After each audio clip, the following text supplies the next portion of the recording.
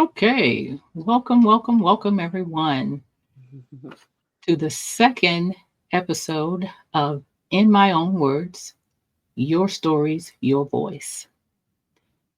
Tonight's topic is a mother's strength, the power of sharing your story.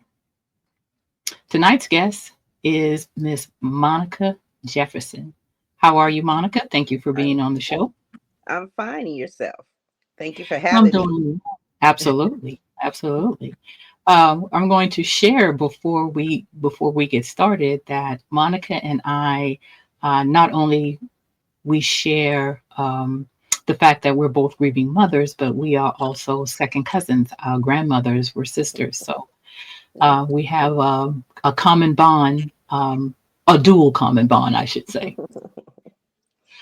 I'm going to open with a quote by Dr. Maya Angelou. She said that there is no greater agony than bearing an untold story inside you. So, welcome again, listeners. And I wanted to take the time to acknowledge courage, what courage is. Courage is defined as facing adversity or fear or life's vicissitudes with strength and determination. And it takes courage to share one's personal grief. And so, with that being said, we're going to get right into our podcast for tonight. And tonight's focus is going to be the power of storytelling through grief. And we're going to have Monica share her story first, um, share with us about your loss and who you lost, what his name is, and tell us what happened. Yes. I lost my son, Malcolm Jefferson, who I call LJ. Um, I lost him on his 18th birthday. And it was a call that no mother wants to ever want to receive. I got a phone call telling me that my son had been shot. Um, of course, the first thing was disbelief. I could not believe that someone was actually calling me and telling me this. I just knew it was not my child, not my LJ. So it took me a moment to grasp what was going on.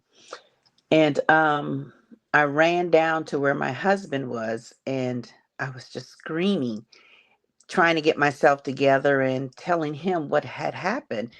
And in the process, we found out the location as to where my son was murdered. You know, I always want to emphasize the word murder. My son did not die. That was a tragic loss. On his 18th birthday, my child did not have an opportunity to even witness the fact that he turned 18. October 8th was 1995 was one of the happiest days of my life. October 8th, 2013 turned into the worst day of my life. They killed my child on his 18th birthday, something that up to this day is still very hard for me to resonate with. We went to the place where my son was murdered, and as we got there, the police officer informed us that he had already been taken to the Medical University Trauma Unit. Upon arriving there, it's amazing how word gets out so quickly because the amount of people that were at the hospital after they heard about the situation that happened was unbelievable, and I got to that hospital and I don't know what happened, but it felt like I was just having out of body experiences. I heard echoes, I saw people, but I was like in this bubble. I can't even explain the way I was feeling, the numbness, the disbelief, it was just something I can't even put into words what it was that I was going through. Yes. And as I sat there, I saw this gentleman come toward me, and he had on his badge the word chaplain. And I'm looking at him like, now, why is he coming to talk to me?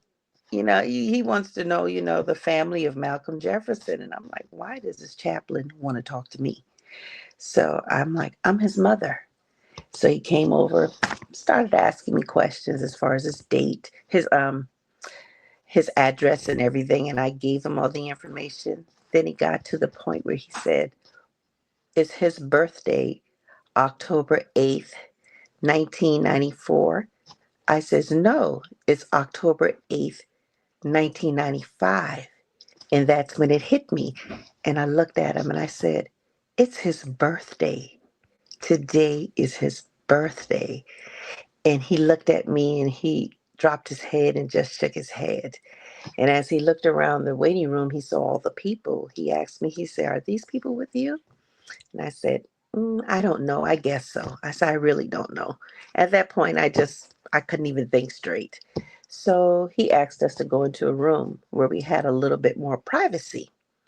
Not thinking, we're walking toward the room. My mom was on one side and my sister was on the other.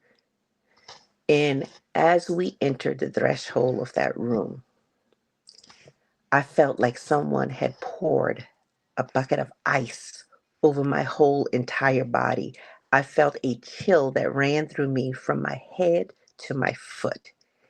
And I immediately stopped in my tracks and I just shook my head and I started crying. And I could not stop crying. And my mom was like, "Don't cry. Just wait until they come and say something to you." And I'm like, "No, mommy, something's wrong." I said, "Something is wrong with my baby. I know something's wrong with my baby." And she's like, "No, let's just sit down." And I'm like, at this time, I'm getting irritated because she's telling me to be quiet. And I'm like, "Nah, this is my baby. Something's wrong with my baby. So we went and we sat there for a while and people started coming in and I was looking at people, but it was like I saw folks, but I didn't see their faces. Everything was just a blur to me. People were coming to talk to me, and I don't even remember their voices. I was just in a whole nother world, sitting there waiting. And I can remember the doctor coming in, and my sister was sitting beside me, and the nurse pointing towards me. So my sister got up and moved, and the doctor sat there, and he looked at me, and he said, "Miss Jefferson," he says, "your son Malcolm was brought into the emergency room with multiple gunshot wounds. We made every effort possible to sustain his life, but I'm sorry to tell you, your son went home to be with Jesus." All I heard was screams, and I sat there and I looked around at everybody, and people, it was just total chaos. And I looked back at the doctor and I'm like, "What did you just say to me?" And he was like, "I'm so sorry." He said, "We did everything we could. I'm so sorry." Still didn't register. you know I'm still Right. sitting there looking around and the screams got louder. I could hear the people in the waiting room screaming, the folks in the room with me screaming. I'm like, what did this man just tell me? Right. So I looked back at him again, and this time I grabbed his coat jacket and I just grabbed his jacket and I got in his face. I said, "What are you telling me?" I say, "Are Right. you trying to tell me that my son is dead?"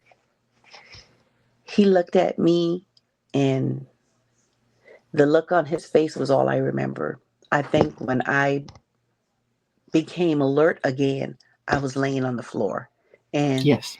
the doctor and the nurse were down there working on me Hmm. because my blood pressure went up sky high. I mean, I was just on the verge of having a stroke right Yep. there at the hospital. So they ended up having to take care of me in the Right. process.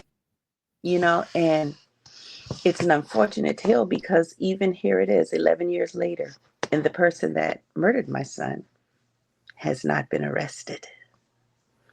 You know, he is Yeah. incarcerated, but he's not incarcerated because of the murder of my child.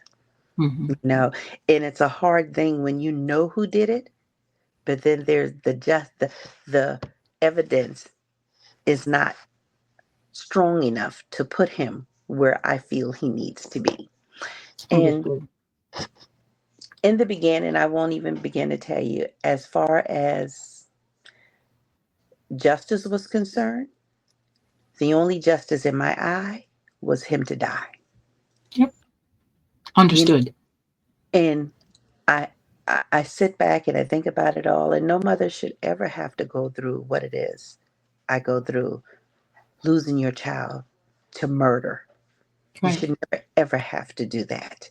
Who gives Yeah. someone the right to take another person's life? You're not God. You don't have that right.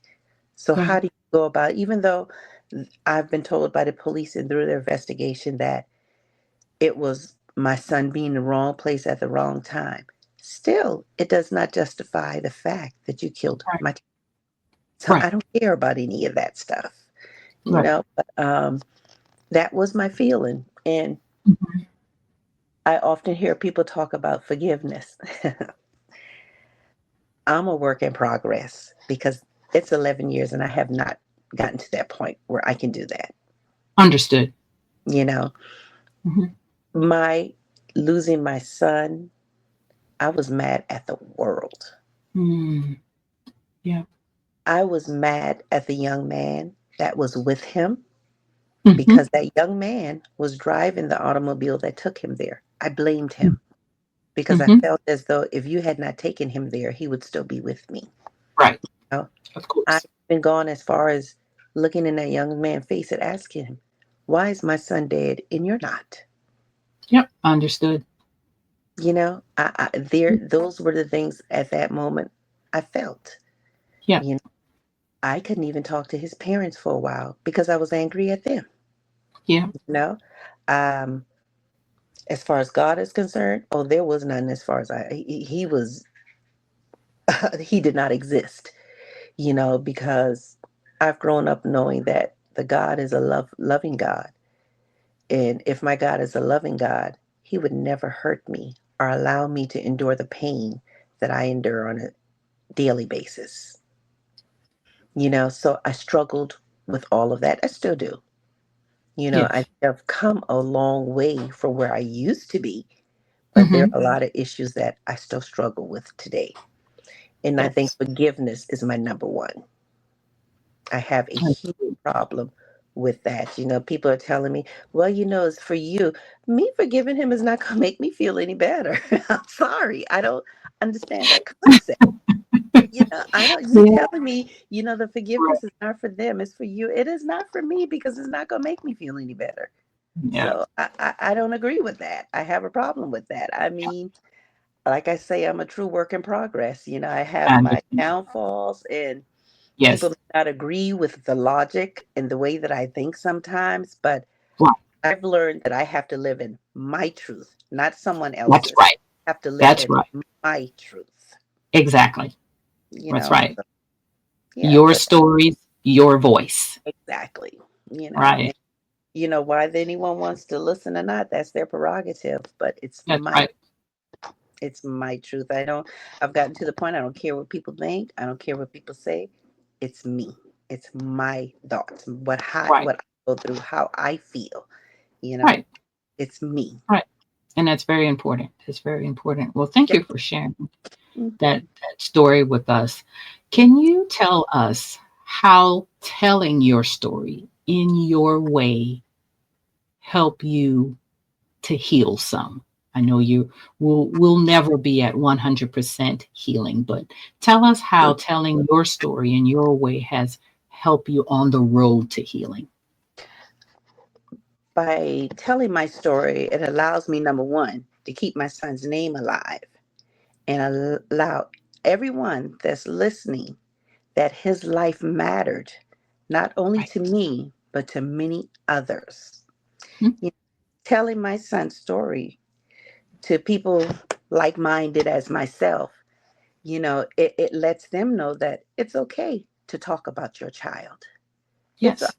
I don't talk about my son in the present tense. I talk in the past tense. I talk about him in the present. you Hmm. know oh, LG did this, or I remember LG did that, or just different things, bringing up memories. Yeah, LJ did that.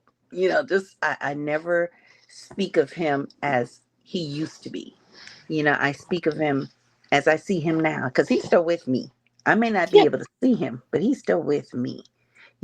And telling my truth and speaking of my son is a form of therapy for me. Yes. you know Yes.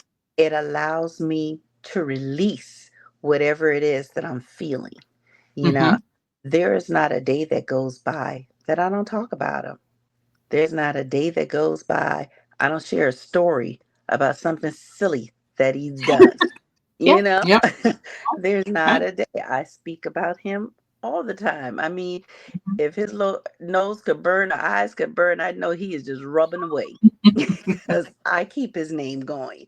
And it's just something that I feel as though people need to understand. It's okay to talk about your child. You Yes. know, and like I say, it's a form of therapy for me. It That's really good. is. It helps cleanse my soul when I can Yes. release whatever it is I'm feeling or thinking. Hmm. Yeah. I agree. I totally agree with that. Hmm. Could you could you share, or what are your thoughts on what some other grieving mothers may fear of speaking openly? Why do you think some mothers would fear speaking openly about their children that have passed on? I think one of the fears that I used to have um, was the fear of people thinking I wanted attention, or people um, saying that I wanted sympathy of some sort, which is Yes. something that I wanted neither of. I didn't want anyone's sympathy, nor did I want anyone's attention. You know, Right. that was always my biggest fear, or even thinking that, people are probably sick of hearing my story, Yeah. you know, but those are fears that I've overcome. And I've gotten to a place with my son's death where I'm going to be selfish about it. I'm not going to care what people say. I'm not going to care what people think. I'm going to do what I have to do to make Monica okay. Right. And if speaking about him bothers someone, or whatever the case may be, like I often say, I post on Facebook a lot, expressing my feelings with my son. And I Yes. posted many times, if you don't like what it is I'm saying, don't come on my page. Right. Move it You know, along. that's it. Yep. If you don't Hmm. want to hear what I'm saying, turn a deaf ear to it. Whatever you got to do. But Monica's going to do what Monica has to do to cleanse her soul and to make me okay with dealing Right. with something. There are days I wake up and I can hardly get my head off the pillow, you know? And if Yeah. I feel like talking about that and nobody wants to hear, fine. But I'm going to talk about it because Right. I need to do that to help me get along in my day. So Right. I'm selfish with it. When it comes to my son and me speaking on his name and his death, I don't care what anyone says. I do what Monica wants. I'm Yeah. selfish that way, Yeah. you know? So thank you for sharing that. Yeah. And also, what advice would you give to grieving mothers who are hesitant to share their story? Um, First, I would tell them, take your time. You have to do it when you're comfortable. Nobody can't tell you when to tell your story, how to tell your story. You have to do it on your time and when you're comfortable. And believe me, that time is going to come when you're Hmm. going to want to say. In the beginning, it's hard because it's even hard for you to think about the fact that you've lost your child.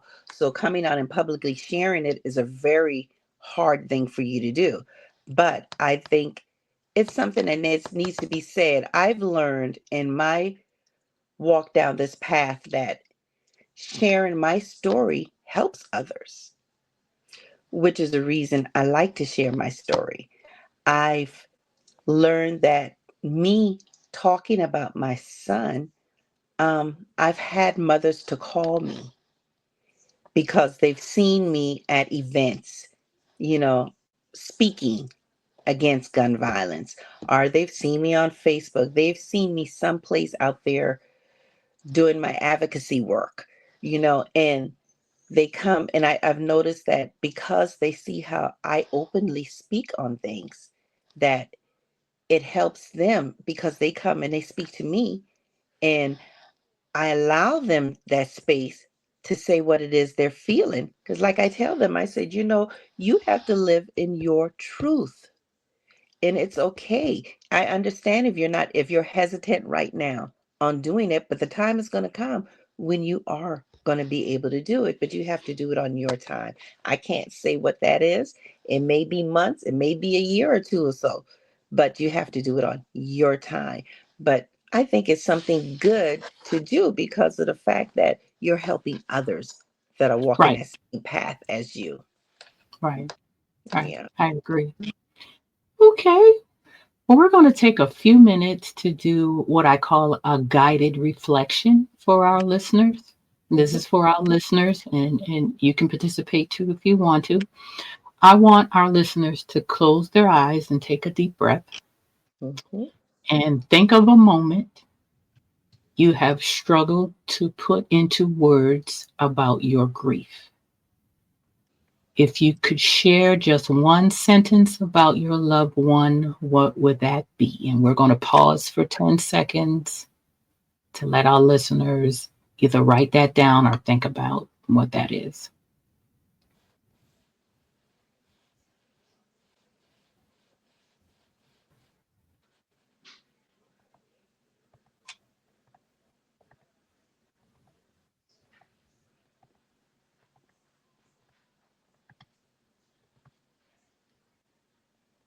Okay, great.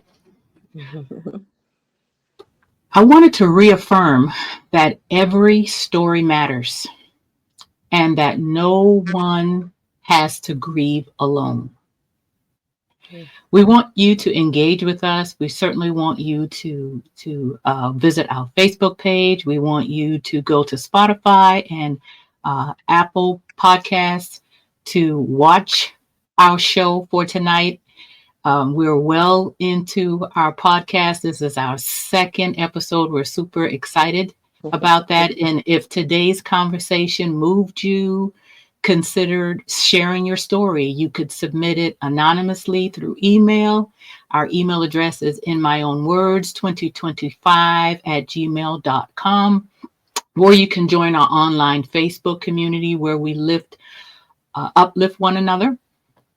We also have the podcast streaming through YouTube, so you can also watch it there.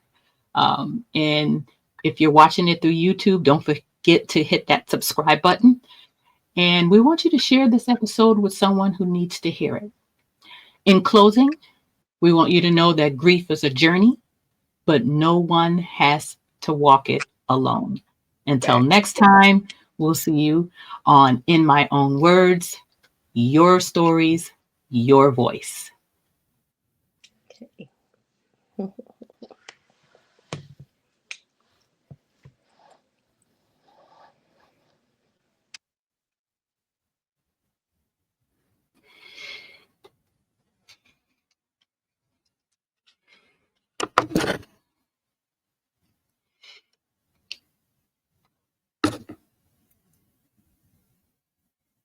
Hey, All right. how did you think that went? I think you did good. Yeah, yeah. I'm going to make the make the edits tomorrow and then upload it to Spotify, Apple Podcasts, and to YouTube and to the Facebook group page. Okay, sounds Yep. good. So thank you so much. No problem. I'm looking No problem. I'm looking for other mothers to share their Okay. story. So if you know anybody, send them my way. I sure will. Okay. I sure will. All right. Alrighty then. Okay. Thanks. Bye bye.